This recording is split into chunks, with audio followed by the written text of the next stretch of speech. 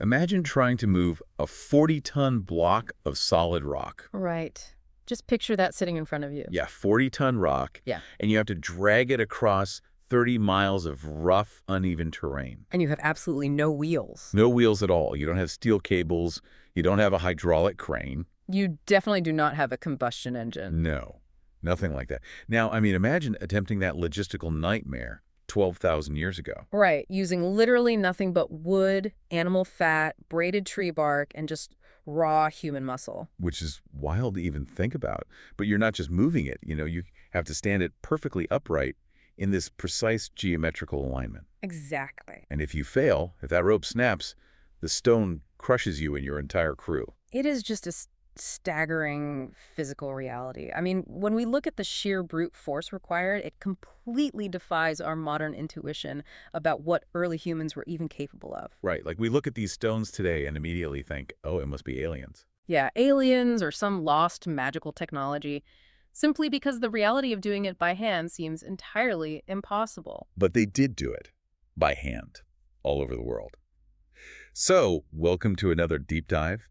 Today, we are immersing ourselves in the global phenomenon of megaliths. Those massive, towering, unimaginably heavy stone structures. Exactly. The ones that ancient humans spent just vast amounts of their energy, their time, and their calories to cut, move, and erect. And looking at the stack of research we've gathered for this, it is genuinely mind-bending. It really is. I mean, we're pulling from incredibly dense, peer-reviewed archaeology journals today. Yeah, including a really fascinating study from Antiquity and a sustainability report out of MDPI. Plus some historical encyclopedias, some magazine covers, and this rigorous, full-scale engineering experiment conducted by the British Academy. What's remarkable about this collection of material is how it crosses, every conceivable discipline. We aren't just looking at old rocks. Right. We're looking at particle physics, linguistics, the chemistry of ancient lubricants. The biomechanics of human labor. Exactly. And even the modern politics of how we use these ancient sites today. So our mission for this deep dive is to synthesize all of that. We're going to demystify the timeline of ancient humanity and decode the literal physical engineering behind moving those 40-ton rocks. And extract the real meaning behind it all. Like, why did our ancestors build these monuments? What does it reveal about human nature? We want to give you, the listener, a shortcut to being deeply well-informed on this subject. A subject that will, honestly, completely reshape how you view our past. Absolutely. By the end of this conversation, you will never look at a local monument, a piece of civic architecture, or even just the basic timeline of human history the same way again. But to get there, I mean, we really have to start by tearing down a concept that most of us were taught in grade school. Oh, the traditional model of human progress. Right, the ladder of civilization. You know the one. We all learned it. Yeah. It's a very neat, logical, orderly ladder. Very structured. You start at the bottom as a nomadic hunter-gatherer, wandering around chasing mammoths or gazelles or whatever. Right. Then, one day, you figure out how to plant wheat. You invent agriculture. Because you have a farm, you have to settle down. Exactly. That farm becomes a village. The village becomes a city. And finally, once you have the infrastructure of a city, you get a king, a tax system, and most importantly, spare time. Right. And only then do you start building monuments. It's a very comforting step-by-step progression. First comes the bread, then comes the architecture. It makes perfect sense to our highly structured modern brains, You cannot feed a construction crew of 500 people if everyone is busy foraging for berries. Yeah, you'd starve. Exactly. You need a grain surplus. Therefore, monuments require agriculture. That was just the unbreakable rule of archaeology for over a century. But then you look at a site called Karahantepe. Yes.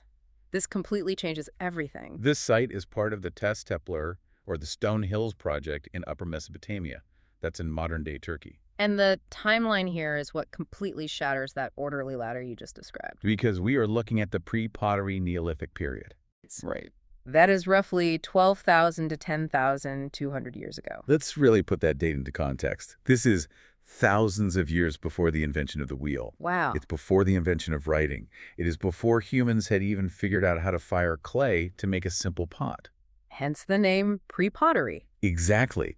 And crucially, it is way before the domestication of crops. So the people building at Karahantepe were absolute textbook hunter-gatherers. They were. Yeah. And what they were building wasn't just, a pile of rocks to block the wind. No, recently this site was named among the top 10 archaeological discoveries of 2025. Because they unearthed this massive T-shaped stone pillar. And it has a face on it, right? Yes, it features a carved three-dimensional human face emerging right out of the rock. The research points out this is potentially the world's oldest 3D narrative art. The oldest in the world. That is wild. Which is an astonishing leap in human psychology. I mean, previously, cave art mostly depicted animals. The things they were hunting. Right, the natural world around them. Yep. But carving a three-dimensional human face into a monumental pillar, that is a fundamental shift. They're putting themselves into the art. Exactly. Early humans were suddenly placing themselves physically and permanently into the landscape. They were taking ownership of the space. But wait, how did they carve a 3D face into a stone pillar without chisels? I mean, without bronze or iron, you're just hitting a rock with another rock, right? That's exactly what they were doing. They used a technique called pounding. Pounding. Just hitting it. Yeah. You take a harder stone, something really dense like diorite or flint, and you repeatedly strike the softer limestone. That sounds exhausting. It is.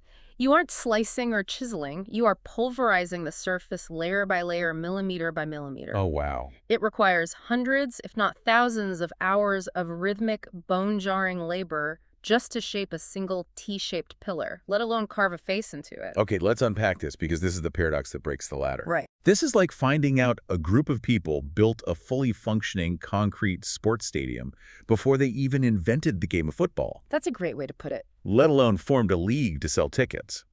If they are nomadic, moving with the herds and the seasons, how in the world do they organize this? It's the multi-million-dollar question. Because you don't have a central government. You don't have a tax system to fund a food supply.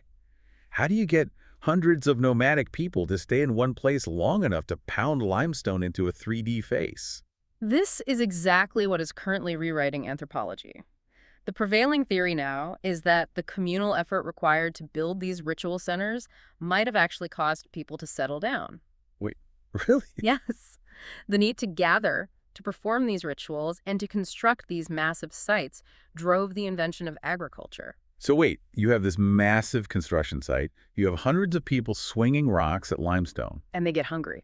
Right. You can't just hunt enough wild gazelle in a 10-mile radius to feed them all. You deplete the local ecosystem in a week. Precisely. To sustain the labor force, you have to find a more reliable food source. So what do? You start experimenting with wild grasses. You try to cultivate einkorn wheat or barley right there near the construction site. Just to keep the workers fed. Exactly. There's even compelling evidence suggesting early humans were fermenting wild grains to make primitive beer. Beer? Really? Yeah, it provided a massive, safe, caloric boost for laborers. So the monument wasn't the byproduct of a complex agricultural society. The monument was the engine that built the complex agricultural society. Yes. The urge to build the temple forced them to invent the farm.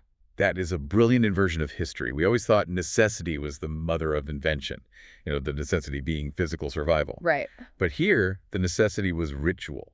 Yeah. The necessity was art and cosmology. It suggests that shared belief systems were the original social glue. Not a king or an army. No, you don't need a rigid top-down hierarchy if you have a deeply embedded, universally shared belief that a certain location on the landscape is profoundly sacred. And that shared reality is enough to motivate monumental, multi-generational effort. Exactly.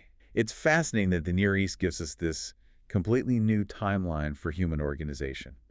But as we move through the research, it becomes clear that modern science didn't just upend the timeline in Turkey. No, it completely shattered our understanding of European history as well. And to understand that, we have to look at the hard, physical mechanism of how we actually know the age of anything. Like, how do we date a rock? Well, the short answer is you can't. Not directly. Right. You can't carbon date a piece of granite or limestone? No, because the stone itself doesn't contain the organic carbon you need. So what are the archaeologists actually measuring when they say, a megalith is 6,000 years old? They are relying on radiocarbon dating, specifically measuring the decay of an isotope called carbon-14. Carbon-14. Okay, break that down for us. So carbon-14 is constantly being created in the upper atmosphere by cosmic rays. Cosmic rays. Sounds like a sci-fi movie. I know, but it's true. Plants breathe it in during photosynthesis, and then animals eat the plants. Okay. So while an organism is alive, the ratio of carbon-14 in its body matches the atmosphere. But the moment that plant or animal dies? It stops taking in new carbon, and the carbon-14 that's already inside it begins to decay. It's like a ticking clock that only starts the second something dies. Exactly. It decays at a very specific known rate. Its half-life is about 5,730 years. Wow. Yeah. By measuring how much carbon-14 is left in an organic sample, we can calculate exactly how long it has been dead. So archaeologists aren't dating the stones at all. No. They are carefully excavating the soil directly underneath the massive stones or deep within the foundation trenches. Looking for organic material. Right.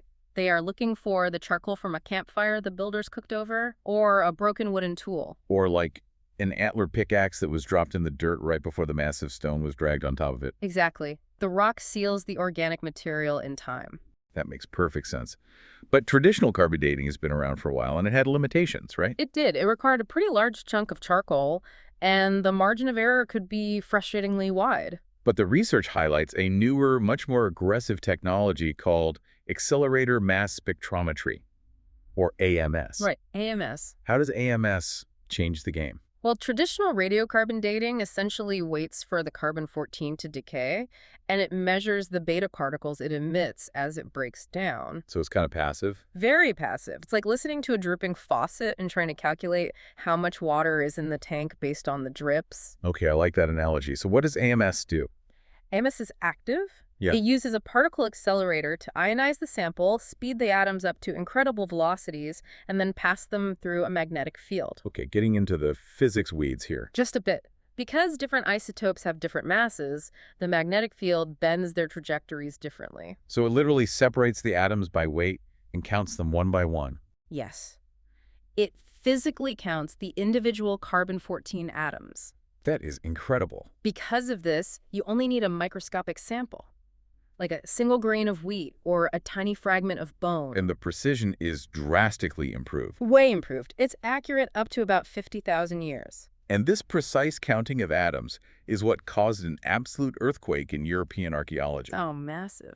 Because for centuries, the accepted academic narrative was something called diffusion theory. Right, the idea that monumental architecture was incredibly difficult to invent. So it must have started in the advanced civilizations, Yeah. Egypt, the Mediterranean, the Near East. And then, very slowly, over thousands of years, the idea trickled north and west. Eventually reaching the primitive, rugged edges of Europe. That was the assumption. Ireland, sitting out there on the far western fringe of the Atlantic, was considered the very end of the line. The last place to get the memo about civilization. Until a Swedish archaeologist named Göran Björnholt took AMS technology to the megalithic tombs on the west coast of Ireland. And the dates he pulled out of the ground completely destroyed the diffusion theory. The academic pushback when he presented those findings was intense. People genuinely didn't want to believe the data because it meant rewriting every textbook. So what were the dates? Well, Björnholt tested samples from the Carrowmore megalithic complex in Ireland. Tomb 4 dated to 5400 BC. 5400 BC. Yeah. Another site nearby, Crowcon, dated to 5600 BC. And Primrose Grange yielded dates pushing back to 6400 BC. To really make you, the listener, feel the weight of those dates. The oldest mainland European cysts. And these are small, simple, stone-built box tombs found in Switzerland and France. Right. Those date to between 4800 and 3300 BC.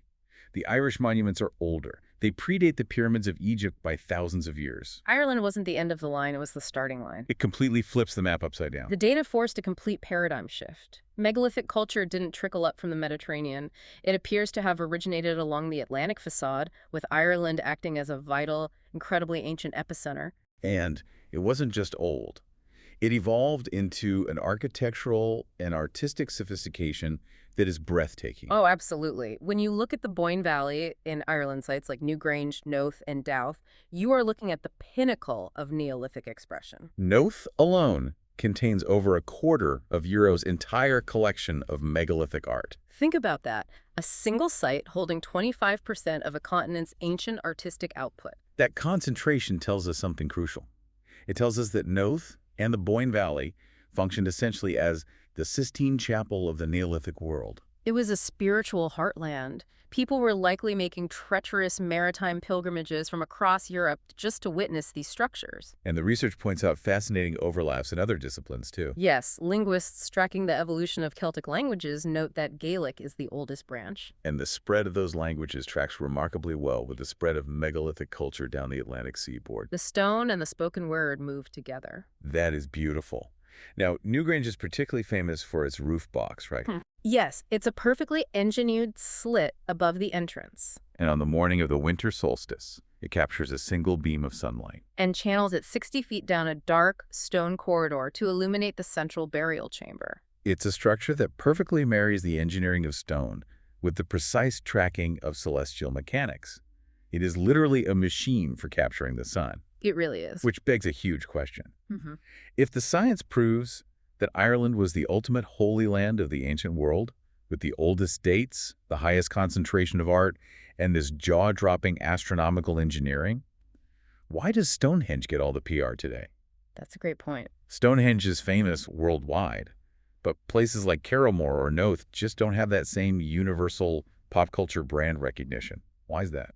It's a complex mix of visual distinctiveness, preservation history, and honestly, centuries of aggressive narrative building. Right. Stonehenge is incredibly visually distinct. Those massive, isolated standing trilithons on the stark Salisbury Plain create an instant, iconic silhouette. You see a picture of it, you know exactly what it is. Exactly. But more importantly, the mythology surrounding Stonehenge was curated and amplified by British chroniclers for centuries. Right. The stories literally stole the magic from Ireland to give it to England. Yes. In the 12th century, Geoffrey of Monmouth wrote this wildly popular history where he claimed that the wizard Merlin used his magic to fly the stones of Stonehenge from Ireland to England. Even in their own myths, the British were subconsciously acknowledging that Ireland was the original source of sacred power. That desire to capture and control the sacred geography of Ireland is a recurring theme. The physical materials themselves became imbued with memory and political legitimacy. You see that vividly with the Lia Fail, the ancient coronation stone of the Irish High Kings at the Hill of Tara. Right. It was believed to literally scream when the true king of Ireland stepped on it, but it didn't stay in Ireland. No, it was taken to Scotland, where Scottish kings were crowned on it, and then in the 1300s, it was taken by the English to Westminster Abbey. Queen Elizabeth II was crowned sitting on a wooden chair built specifically to house that very stone. It's incredible. Even the magnificent sacred oak roof of Westminster Hall was historically sourced from Irish timber. It's a profound demonstration of how you conquer a people. You don't just defeat their army, you appropriate their ancient sacred geology. You take the physical anchor of their history and place it under your own throne to validate your rule. It's incredible how a reverence for a specific piece of stone survived the Iron Age, the Middle Ages, and right up into the modern British monarchy. It shows the enduring power of these megaliths. But this urge to stack massive rocks wasn't just confined to Europe or the Near East. It appeared globally. So what exactly are the rules here? When we say megaliths, what are the actual architectural forms we're talking about? Well, the term megalith simply means great stone, derived from Greek. But archaeologists categorize them into a very specific taxonomy based on their form and function. Okay, let's break those down based on the sources. The most common foundational structure is the dolmen. A dolmen is essentially a portal tomb or a single changer tomb. If you're listening and trying to picture it, imagine a giant rough-hewn stone table. Yes, that's the best way to describe it. You have two or more upright stones acting as legs and a massive flat capstone resting horizontally across the top. Exactly. Then you have menhirs. Menhirs. These are your classic, solitary, upright standing stones. They can be relatively small or they can tower dozens of feet in the air. And anthropologically, what do they mean? They are often linked to concepts of phallicism, agricultural production, and marking specific territories or water sources. And when you start organizing those solitary standing stones into patterns, the scale gets terrifying. It really does. You have stone rows, which are linear arrangements of parallel stones set along an axis. The ultimate example of this is Karnak in Brittany, France. Karnak is truly difficult to comprehend until you walk it. It features over 3,000 individual standing stones. 3,000. Yes, stretching in perfectly parallel, disciplined lines across the French landscape for miles. Just imagine the logistical nightmare. If it takes a village a month to move and erect one stone. The sheer generational commitment to build thousands of them is staggering. Beyond rows, you have stone circles, where the stones are arranged in rings, often enclosed by an earthwork bank and ditch. Stonehenge is obviously the famous one, but these circles were widely used across the world for funerals or as complex astronomical observatories. And finally, you have stone statues, where the megalith is actually inscribed with distinct facial or bodily features. The Moai of Easter Island or Rapa Nui are the prime example. You have these massive, brooding figures facing inland, standing with their backs to the sea, 3,200 kilometers from the nearest continental coast of South America. Or consider the Olmec civilization in Mesoamerica. Oh, the colossal heads? Yes, they carved these hyper-realistic basalt human heads weighing over 20 tons each and then transported them through dense jungle. What strikes me is the undeniable global pattern. You have the Nabta Playa stone circle in the deep Sahara, built around 4500 BCE by pastoral nomads to track the summer solstice and the monsoon rains. Right. You have the towering 33-meter-tall granite stele of Aksum in Ethiopia. You have France, Ireland, Mesoamerica, the Pacific Islands. It's everywhere. Across entirely disconnected continents, separated by oceans and thousands of years, humanity looked at the world and independently decided, we need to mediate between life, death, and the cosmos, and we're going to use the heaviest, most immovable material we can find to do it. It suggests a fundamental, hardwired human instinct. The impermanence of human life, disease, weather, famine, creates a psychological need for an anchor. And stone is the ultimate anchor. Exactly. It doesn't rot like wood. It doesn't wash away like mud. It's almost like megaliths were the ancient world's open source software. I like that analogy. You have this basic foundational code take. Big, heavy rocks. Move them, stand them up to fight against death. And then different cultures around the world downloaded that basic code but programmed it for their own unique, hyper-local needs. Yes. The hardware is the raw geology and human biomechanics. And the software is the cultural cosmology. How a specific group viewed the stars, their ancestors, and their gods. In France, they programmed it into endless, disciplined rows. In Egypt and Ethiopia, they programmed it into soaring, vertical towers. And on Rapa Nui, they programmed it into the watchful faces of their ancestors. And if this was an open-source global blueprint, there is one specific region that downloaded it and basically manufactured it on an industrial scale. I'm talking about the Korean peninsula. The concentration of megalithic structures in Korea is an absolute anomaly. Tell us about the numbers, because they are staggering. To put it in perspective, there are estimated to be over 200,000 megaliths on the Korean peninsula. 200,000. Roughly 90% of all the dolmens in South Korea alone. It is, without question, the dolmen capital of the world. That's not just a few localized ritual sites for the elite. That is a fundamental, deeply integrated cultural practice that touched every single community. And the research breaks down the Korean dolmens into 3 specific architectural types. Okay, what are they? You have the pakcha, which is that classic elevated table form dolmen mostly found in the north. Like the classic stone table. Right. Then you have the paduk, which looks like a massive flat boulder resting on a low mound of much smaller stones. Okay. And then you have the southern types, which are essentially a giant flat stone sitting flush to the ground over a buried stone-lined cyst. And within these thousands of tombs, archaeologists encountered a really counterintuitive mystery. They did. When they began excavating beneath these structures, they found that the absolute richest tombs, the ones containing incredibly precious bronze daggers, highly polished mirrors, and jade gogak beads, Yeah. they were very often found under the least impressive dolmen. It's wild. The massive, awe-inspiring 100-ton stones often had very simple burials beneath them, or sometimes nothing at all. Which completely short-circuits our modern assumptions about wealth and ego. Doesn't it? If you're the biggest, baddest Bronze Age chieftain, and you have all this rare jade and shiny new bronze, you demand the biggest, heaviest rock in the valley to cover your grave, right? Why is it the exact inverse? It forces us to reevaluate what the stone actually represented in that specific society. The massive stones were likely communal monuments. They represented the collective strength, the lineage, and the identity of the whole village. Because the entire village built it, it didn't belong to one person, so it didn't need lavish individual grave goods. Or perhaps it's a completely different axis of status. An individual whose family possessed immense material wealth, the imported bronze and the jade, didn't need a 50-ton rock to prove their status. The rare metals did the talking. Right. The stone might have been a marker of spiritual status, or status derived purely from the ability to organize labor, rather than the ability to hoard material wealth. It's a fascinating distinction. Status through labor mobilization versus status through material accumulation. But the story of the Korean dolmens doesn't end in the Bronze Age. Our research includes a fascinating sustainability report that dives deep into the modern politics of heritage. This is a really interesting pivot in the research. And I want to pause here and say to you, the listener, and just make it clear, the sources here dive into some politically charged content. We are imparting the facts from the report, but we are absolutely not endorsing or taking sides on any of the politics here. Exactly. We are just looking at the historical facts of how leaders interact with ancient sites. It is a textbook study in how national heritage is actively curated to build political legitimacy.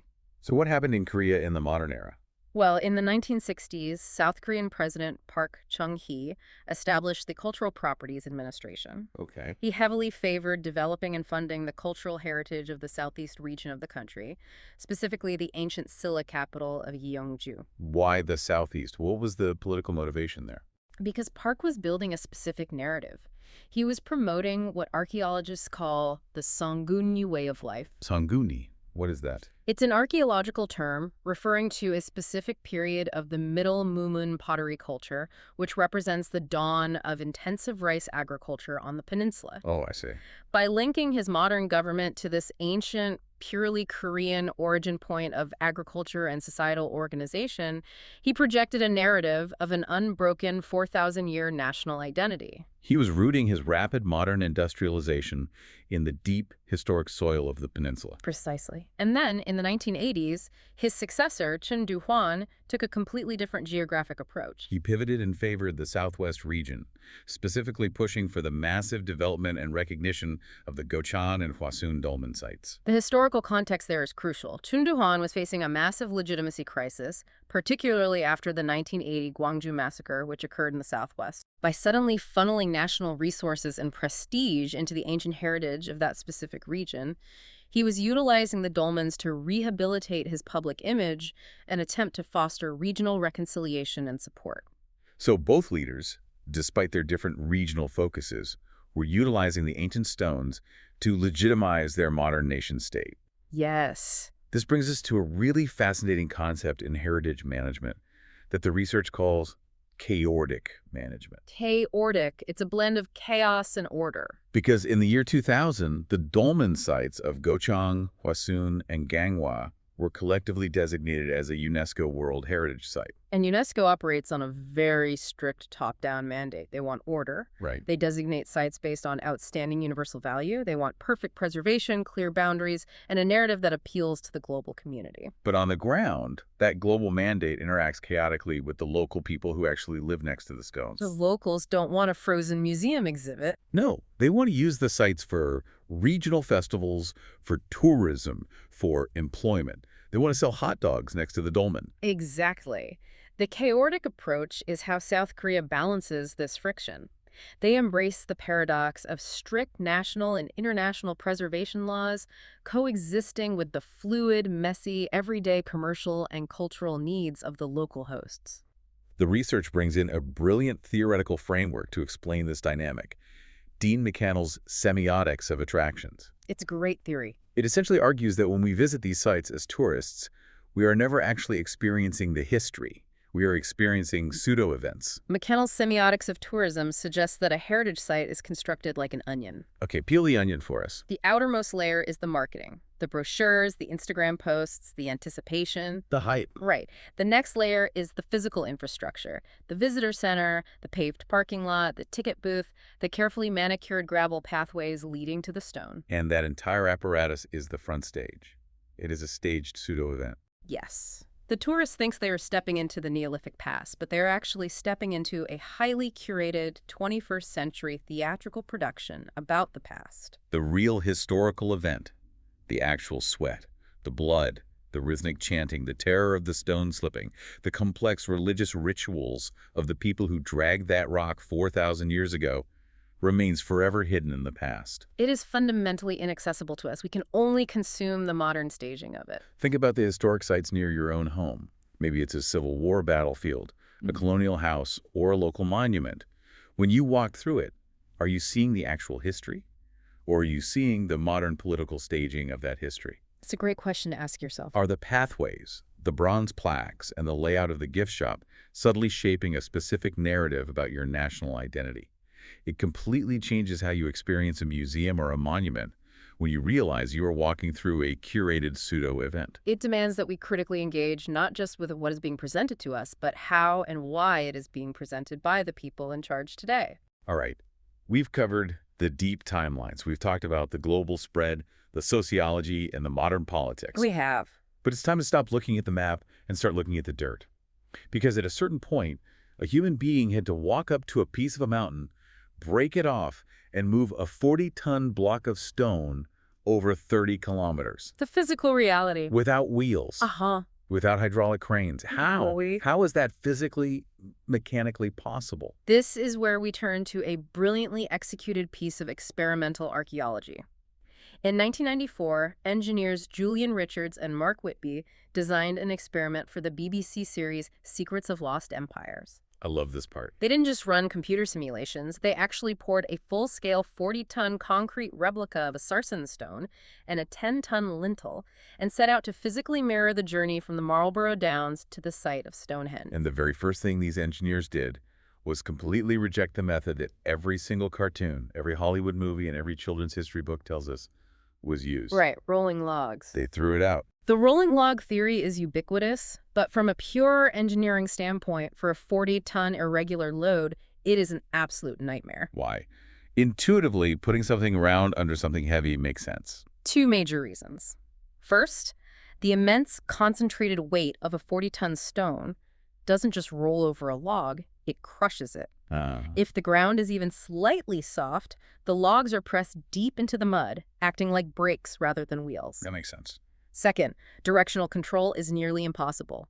If you are rolling a stone and just one log is slightly askew or one side of the ground is an inch lower, the 40-ton stone instantly veers off course. And you cannot easily steer a house-sized rock that is balancing on rolling cylinders. No, you can't. So if they threw out the rolling logs, what technology did they use? They actually looked at an entirely different ancient industry, ship launching. Precisely.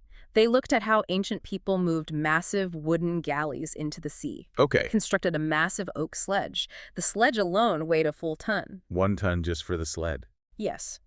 It was built with a chamfered or angled leading edge, like the prow of a sled, to prevent it from digging into the earth. Crucially, it had a central keel running down the bottom. A keel like a boat. Right. They then laid down a slipway across the ground made of long, square timber rails. Like early railroad tracks. Exactly. The keel of the sledge fit perfectly between the timber rails. This ensured that the sledge stayed perfectly on track. It couldn't veer left or right. It could only go straight. But now you have a new problem. You are dragging a 1-ton oak sled, carrying a 40-ton concrete block directly on top of wooden rails. Wood on wood. Wood on wood, with 40 tons of downward pressure, generates a catastrophic amount of friction. It would catch fire or simply refuse to budge. You need a lubricant. And the chemistry of ancient lubricants is fascinating. The engineers tested various historically available materials. They looked at wet mud, they looked at powdered chalk, and they looked at clay. And what won? They ultimately settled on animal tallow-rendered animal fat as the most historically plausible and highly effective lubricant. Just slathering the wooden rails in cow fat. Yes. For the sake of the experiment's tight logistics and budget, they actually used a proprietary Shell industrial grease as a proxy for the tallow. Because getting that much tallow today is tough. Right. The Shell grease has a slightly lower friction coefficient of 0.05, whereas natural tallow has a coefficient of about 0.1. So the grease made it slightly easier, but the mechanics remain exactly the same. Okay, let's talk about the raw muscle. Mm-hmm. Even with grease and a guided wooden track, Yeah. how many people does it take to move a 40-ton rock? The BBC gathered 130 volunteers. And the physics of getting a resting object to move is very different from keeping it moving, right? That is the fundamental difference between static friction and kinetic friction. Break that down. When a 40-ton stone is resting on greased rails, it isn't just sitting there. The microscopic imperfections in the wood interlock. The weight sinks into the grease and settles. It digs in. Yes. To break that static friction, to get the stone to move that very first millimeter, requires a massive spike in energy. The engineers calculated it required an estimated 6 tons of momentary pulling force just to jolt it awake. And once it's moving. Once kinetic friction takes over, it becomes easier. Pulling that 40-ton sledge up a gentle 1 in 20 slope required about 4 tons of continuous, steady pulling force. But what are they pulling with? Yeah. You can't just run down to the local hardware store and buy a spool of synthetic nylon tow strap. If a rope snaps under 6 tons of tension, the whiplash could kill someone. The archaeological record provided the exact blueprint here. In a waterlogged pit known as the Wilsford Shaft near Stonehenge, archaeologists discovered perfectly preserved fragments of Middle Bronze Age cord. Oh, wow. Based on the analysis of that cord, the experimenters commissioned a massive rope made entirely from the bast fibers of coppiced, small-leaved lime trees. How do you make rope out of a tree? It is an incredibly labor-intensive process. You peel the bark off the lime trees, you soak it in water for weeks, a process called retting, which rots away the soft tissue and leaves only the incredibly strong, flexible inner fibers. That is intense. Then you meticulously braid and plate those fibers together. The resulting rope was astonishing. It had a breaking strain of 980 kilograms. So picture the scene. You have 130 people gripping thick, handmade tree bark rope, pulling a 40-ton block of stone on a greased oak sled along a wooden track. And it works. They successfully moved it. But getting the stone to the site is only half the battle. Now you have a 40-ton rock lying flat on the ground, and you need to stand it perfectly upright into a deeply dug hole. Which is terrifying. If it slips, it crushes the crew. If it gets stuck at a 45-degree angle, you can't push it. How do you raise it? Once again, popular imagery usually gets this wrong. You often see illustrations of ancient people using a massive wooden A-frame to haul the stone up by its top, like a giant crane. But if you use an A-frame to pull the top of the stone up, the bottom of the stone is going to slide forward. It's going to wedge itself violently against the front dirt wall of the hole, and you are completely hopelessly stuck. Exactly. You can't just drop a 40-ton block. The sheer kinetic energy would shatter the stone or collapse the hole entirely. The engineers realized the A-frame was a trap. The force required would be over 20 tons, and it lacks precision control. Instead, they relied on geometry and gravity. They built a pivot stone. A pivot stone. They created a raised, wedge-shaped block situated right at the edge of the excavated hole, built up about 1.5 meters above ground level. Okay, I'm picturing it. They hauled the sledge up the track so that the massive stone balanced precariously on this pivot point. Yeah. Because they carefully calculated the stone's center of gravity, about a third of the stone was hanging out over empty air above the hole. So it naturally wants to tip forward on its own. Exactly. They didn't have to lift it. They just had to control its fall. By using ropes to carefully manage that rotation, they tipped it over the pivot. It rocked forward to a steep 70-degree angle. Once it cleared the front lip of the hole, it essentially slid down the smooth back wall and dropped the remaining short distance straight down into the socket. Gravity did the hardest part of the work, perfectly guided by precise engineering. It's phenomenal. We assume primitive tools mean primitive minds, but this was highly calculated civil engineering. The research connects this brilliance to other megalithic sites, too. Look at the Menga Dolmen in Spain. That site has a capstone weighing 150 tons. To build that, they had to understand a concept called stratigraphic polarity. Stratigraphic polarity is crucial when dealing with massive weights. Stone isn't perfectly uniform. Like a piece of wood, sedimentary rock has a grain natural bed inclines formed over millions of years. Right. If you orient the stone against the grain, the 150-ton weight will cause it to snap under its own mass. The builders of Menga deeply understood geology. They oriented every massive slab perfectly with its natural bedding planes for maximum structural integrity. Or look at the Rapa Nui Moe on Easter Island. For decades, people wondered how they moved these towering statues from the inland quarries to the coast. Experimental archaeologists have proven they didn't roll them. They literally walked them upright. Yes. The statues were carved with a naturally stable D-shaped base, and their center of gravity leans slightly forward. Okay. By tying 3 separate ropes to the head of the statue, teams of workers on the left, right, and rear could rhythmically pull and release the tension. This caused the statue to rock side to side, and because of the D-shaped base, every rock caused it to pivot and take a step forward. It's like trying to move a heavy refrigerator across your kitchen floor by shimmying it side to side, except the refrigerator is 30 feet tall and weighs 20 tons. It requires complete Rhythmic synchronization. You can't force three teams of people to pull with that kind of nuanced perfection through fear or slavery. You have to be breathing together. You have to be singing or chanting together. The biomechanical synchronization required to walk a moai, or to break the static friction of a sledge at Stonehenge, proves that these societies were incredibly cohesive. The labor itself was a unifying ritual. Which brings us to the ultimate synthesis.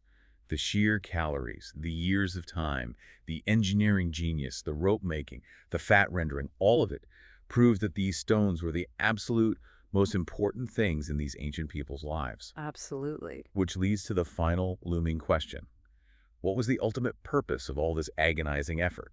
To explore the pure functionality of these stones, the research takes us to Oceania, specifically to the island of Tonga. Here we find the Hamaga Amaui. Built in the 13th century by King Tuatui. This is a massive trilithon, meaning two upright standing stones with a lintel placed horizontally across the top. Very much like the iconic archways at Stonehenge. But these are made of enormous coral limestone blocks carved right out of the reef, weighing 30 to 40 tons each. The name translates roughly to the burden of Maui, invoking the great Polynesian cultural hero. But its function was highly specific and very terrestrial. It was a terrifying symbol of royal authority. Interestingly, it featured a massive stone throne built into the structure. Called the Esimaka Fakinanga. And the purpose of that stone throne wasn't just ceremonial. The king would sit against it, and the massive, impenetrable block of coral limestone would literally protect his back from assassins while he addressed his people. It is the ultimate fusion of architecture and survival. The megalith is a literal, physical shield for political power. But even in Tonga, it's also tied to the cosmos. The lintel of the trilithon aligns with the solstices. We see this dual nature everywhere. Nabta Playa in the Sahara and Newgrange in Ireland are perfectly mathematically aligned to track the winter solstices. In Micronesia, you had the unbelievable site of Nan Madol, a sprawling megalithic city built directly on top of a coral reef in a lagoon. Using over 250 million tons of massive, naturally hexagonal basalt columns stacked like a giant log cabin in the ocean. When you synthesize all of these global examples, the threads weave together perfectly. These stones served a dual, completely inseparable purpose. On one hand, they anchored fragile human lives to the eternal, unchanging cosmos. By tracking the sun, the solstices, and the stars, they created a permanent, reliable calendar that brought order to the terrifying chaos of nature. It told them when the winter would end. It told them the universe was predictable. And on the other hand, they simultaneously anchored human political and social power on Earth. They were permanent territorial markers. They proved that a leader, or a community, had the supreme organizational might to bend the harshest elements of nature to their will. They enforced social cohesion through the shared rhythmic trauma and the ultimate triumph of moving the immovable. When you realize that a Polynesian king used a 40-ton coral block to protect his back from spears, you realize these stones weren't just art. They were survival. Every time your modern city builds a towering skyscraper of glass and steel, or your country builds a sprawling marble memorial on a national mall, we are doing the exact same thing. We are projecting power. We are organizing labor. We're trying to outlast death and leave a permanent, undeniable mark on the landscape. The materials have evolved from raw limestone and basalt to reinforced concrete and titanium, but the fundamental human impulse to materialize our memory and our authority remains exactly the same. Which leaves us with a provocative thought about our own legacy. Our ancestors left us stones that have survived for 12,000 years. The pounding stones at Karahantepe, the perfectly aligned roof box at Newgrange, the grease-stained paths of Stonehenge. Those stones give us a direct, physical window into their minds, their engineering, and their social structures. Today, we consider ourselves the apex of human progress. Yet we store our most sacred memories, our greatest architectural plans, our entire history on digital servers and cloud data centers. If our civilization were to vanish tomorrow, our digital megaliths would evaporate in a matter of decades, as servers degrade, magnetic drives wipe, and power grids fail. Thousands of years from now, when future archaeologists dig us up. When they excavate our cities, what permanent stones have we actually left behind for them to find? It's a deeply sobering thought. Will they find our plastic, our crumbling concrete? Or will the true legacy of our era, our entire digital existence, be completely invisible to them, lost forever in the rapid decay of a microchip? Something to mull over the next time you look at a stone monument in your city square, or the next time you hit save to a cloud you can't see. Thank you for joining us on this deep dive. Stay curious, keep questioning the world around you, and remember, sometimes the most advanced technology humanity ever created was simply the shared belief that a 40-ton rock could be moved.